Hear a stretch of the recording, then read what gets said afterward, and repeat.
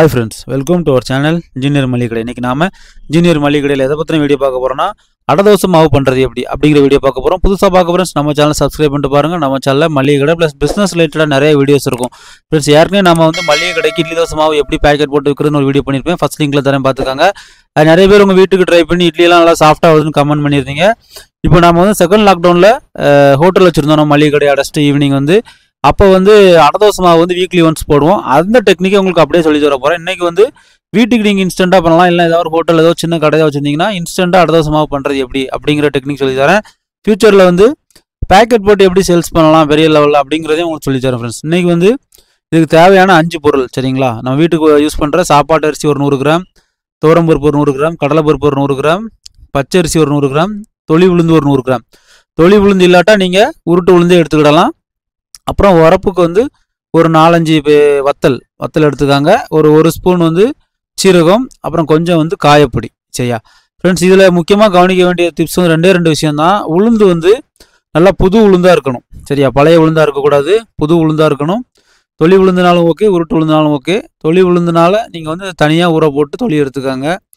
அப்புறம் சாப்பாட்டு அரிசி, புழுங்கல் அரிசி நல்ல அரிசியாக இருக்கணும். நல்ல அரிசி மீன்ஸ் எப்படின்னா ரொம்ப நேரம் ஊறுற மாதிரியான அரிசியாக இருக்கக்கூடாது. கடுக்குன்னு இருந்தால் பிறகு தோசையும் சாப்பிட்றப்போ லைட்டாக கடுக்குன்னு ஒரு ஃபீலிங் வரும்.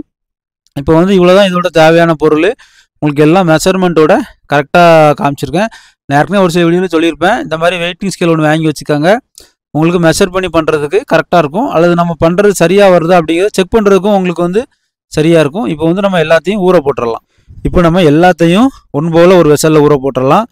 அதாவது நீங்களும் என்ன மாதிரி உருட்டு உளுந்து எடுக்காமல் தொளி உளுந்து எடுத்துருந்தீங்கன்னா தொளி உளுந்து தனியாக ஊற போடுங்க. தொளி எடுக்கிறதுக்கு வெயிட் விஷயத்தில் பிரச்சனை கிடையாது. இப்போ 100 கிராம் உருட்டு உளுந்துனாலும் ஒன்று தான், 100 கிராம் தொளி உளுந்தாலும் ஒன்று தான். அந்த தொளி ஒன்றும் பெருசாக இம்பாக்ட் ஆகாது.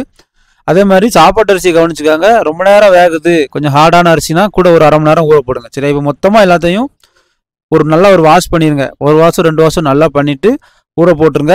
வத்தலையும் கூட சேர்த்தே ஊற போட்டுருங்க. வத்தலை சேர்த்து அரைக்கும் போச்சில் லைட்டாக நம்ம தோசை ஒரு கலர் கொடுக்கும் சரி. அதனால் வத்தல் சேருங்க. வத்தல் பொடி சேர்க்க வேண்டாம், எல்லாமே நேச்சுரலாகவே இருக்கும். இப்போ நம்ம எல்லாத்தையும் சேர்த்து ஊற போட்டாச்சு, கழுவி ஊற வச்சாச்சு. சீரகத்தையும் பெருங்காயத்தூளையும் இது கூட சேர்க்க வேண்டாம். சீரகம் நம்ம லாஸ்ட் டைம் பண்ணிக்கலாம். உருட்டு உளுந்து இருந்துச்சுன்னா சேர்த்து ஊற போட்டுருங்க. தொளி உளுந்தையும் தனியாக ஊற போட்டிருக்கோம். இப்போ நம்ம எல்லாத்தையும் தண்ணி வடித்து வச்சாச்சு சரியா. வத்தல் எல்லாமே நல்லா ஊறிட்டு கருவேப்பிலை தேவையான அளவு நல்லா சேர்த்துக்காங்க. தொளி உளுந்து தனியாக ஊற வச்சுருந்தேன், அதையும் இப்போ இது கூட சேர்த்தாச்சு சரியா. நல்லா ஒரு 2 மணி நேரம் தான் ஊறியிருக்கு. தொளி உளுந்தையும் தொளி எடுத்துகிட்டு தனியாக சேர்த்தாச்சு. தொளி உளுந்து கஷ்டம்னா உருட்டு உளுந்து சேர்த்துக்காங்க. இனிமேல் நம்ம என்ன பண்ண போகிறோம்னா இதை அரைச்சி எடுக்க போகிறோம் சரியா. இது கம்மி குவான்டிட்டிங்கிறதுனால மிக்சியில் ஒரு 2-3 டைமாக போட்டு அரைச்சி எடுக்க போகிறேன். குவான்டிட்டி நிறையா இருந்துச்சுன்னா நீங்கள் கிரைண்டர் யூஸ் பண்ணலாம் சரி. அதே மாதிரி இந்த மாவு ஒரு டைம் மட்டும் தான். இப்போ காலையில் நீங்கள் செய்ய போகிறீங்கன்னா காலையிலைக்கு மட்டும் யூஸ் பண்ணுங்கள். சாயங்காலம் வர வைக்காதுங்க, இது புளிச்சிரும் சரியா. இப்போ வீட்டுக்கு வைக்கிறதா இருந்தால் நீங்கள் வீட்டுக்கு செய்கிறீங்கன்னா காலையில் செய்யுங்க, சுட்டு சாப்பிடுங்க. மீதம் இருக்க மாவை ஃப்ரிட்ஜில் வச்சுட்டு சாயங்காலம் சுடுறப்ப கொஞ்சம் 4 வெங்காயத்தை வெட்டி போட்டு சுடுங்க. அந்த புளிப்பை எடுத்துரும். அப்படியும் நீங்கள் இதை ட்ரை பண்ணலாம். இப்போ நம்ம இதை நல்லா அரைச்சி எடுத்துடலாம். அரைக்கிறப்ப நீங்கள் ஒன்றே தான் கவனிக்கணும். தண்ணி லைட்டாக தான் விடணும்.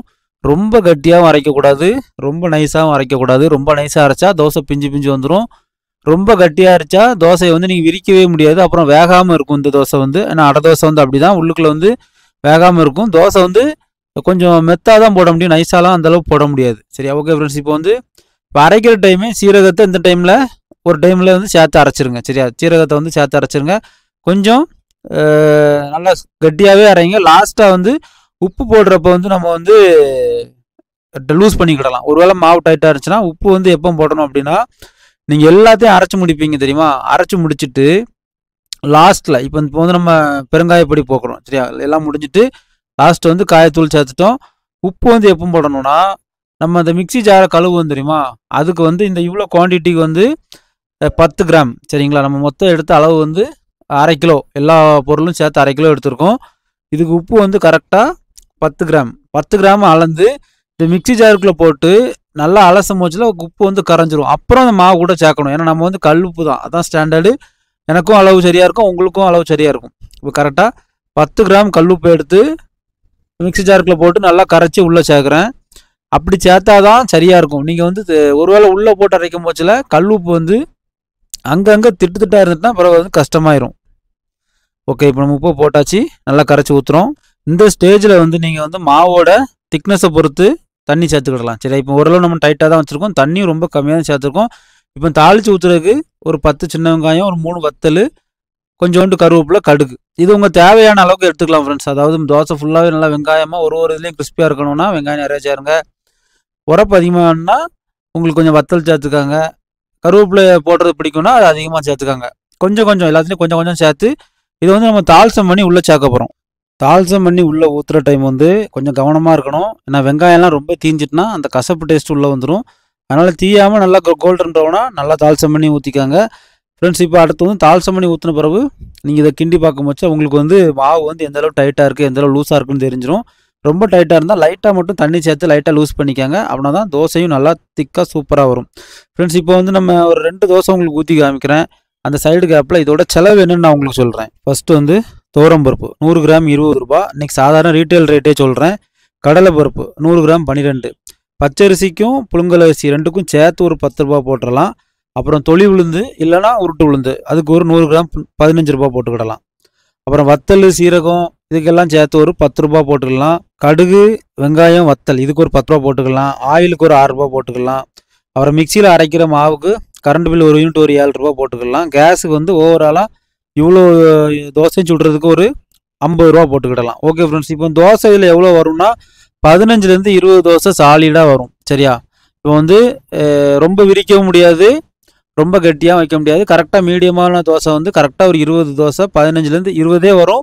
15 மினிமமாக கணக்கு பண்ணிக்கிடும். அடை தோசை வந்து வெளியில் 40 ரூபா 30 ரூபா அப்படி தான் சேல்ஸ் பண்ணுறாங்க. இப்போ நீங்கள் ஒரு சின்ன கடை ஒரு பட்ஜெட் ஃப்ரெண்ட்லியாக பண்ணணும்னா 20 ரூபா கணக்கு பண்ணிக்கிடும். 15 தோசை மினிமம் 15 தோசைன்னு போட்டு 20 ரூபான்னு கணக்கு பண்ணால் உங்களுக்கு 300 ரூபாய்க்கு தோசை மட்டுமே வந்துடும். நீங்கள் இன்வெஸ்ட் பண்ணுறது வந்து 140 ரூபா தான். சரிங்களா, அது வந்து அதிகபட்ச இன்வெஸ்ட்மெண்ட் தான். ஒரு 120லேருந்து 140 தான் வரும். அதே மாதிரி நீங்கள் வந்து வெறும் தோசைக்கு மட்டும் கணக்கு பண்ணக்கூடாது. நீங்கள் வைக்கிற சட்னி சாம்பார் அதெல்லாம் சேர்த்து கணக்கு பண்ணணும். கண்டிப்பாக இதில் ஒரு நல்ல மார்ஜின் இருக்குது. எல்லா ஹோட்டல்லையும் அடை தோசை கிடைக்கிறது இல்லை. ஏன்னா இது வந்து பெரிய வேலைப்பாடுன்னு நினச்செல்லாம் ஒதுக்கிடுவாங்க. நீங்கள் ஏதாவது வாய்ப்பு கிடைச்சா இந்த மாதிரி பண்ணுங்கள். இப்போ நம்ம தோசையும் சுட்டு எடுத்தாச்சு. உண்மையிலே அவ்வளோ அழகாக இருக்குது தோசை. இந்த தோசைக்கு வந்து பெரும்பாலும் சட்னி சாம்பார் அதிகமாக தேவைப்படாது. வெறுமனையாகவே இந்த தோசையை சாப்பிட்டுட்டு காலையில் டிஃபன் சாப்பிட்றவங்களும் நிறைய பேர் இருக்காங்க. ஒருவேளை உங்களுக்கு வெயிட்டிங் ஸ்கேல் இல்லை, எப்படி பண்ணணும்னா ஒரு டம்ளர் எடுத்துகிட்டு எல்லாமே ஒரே மாதிரி அளந்து போட்டு பண்ணுங்கள். ஈஸியாக வேலை முடிஞ்சிடும். இந்த மாதிரி தோசை சூப்பராக வந்திருக்கு, தனியாகவே சாப்பிடலாம். ஓகே ஃப்ரெண்ட்ஸ், உங்களுக்கு இந்த வீடியோ ரொம்ப யூஸ்ஃபுல்லாக இருந்திருக்கும்னு நினைக்கிறேன். நம்ம சேனலில் உள்ள தொழில் சம்மந்தமான வீடியோ பாருங்கள். பிஸ்னஸ் பண்ணணும்னு இன்ட்ரெஸ்ட் இருந்தால் கண்டிப்பாக கண்டினியூஸாக வாட்ச் பண்ணுங்கள். ஃப்ரெண்ட்ஸ் அண்ட் ஃபேமிலிக்கு ஷேர் பண்ணுங்கள். தேங்க்யூ ஃபார் வாட்சிங் இன்ஜினியர் மளிகை கடை. மீண்டும் ஒரு நல்ல தொழில் மற்றும் பயனுள்ள வீடியோவில் சந்திக்கலாம்.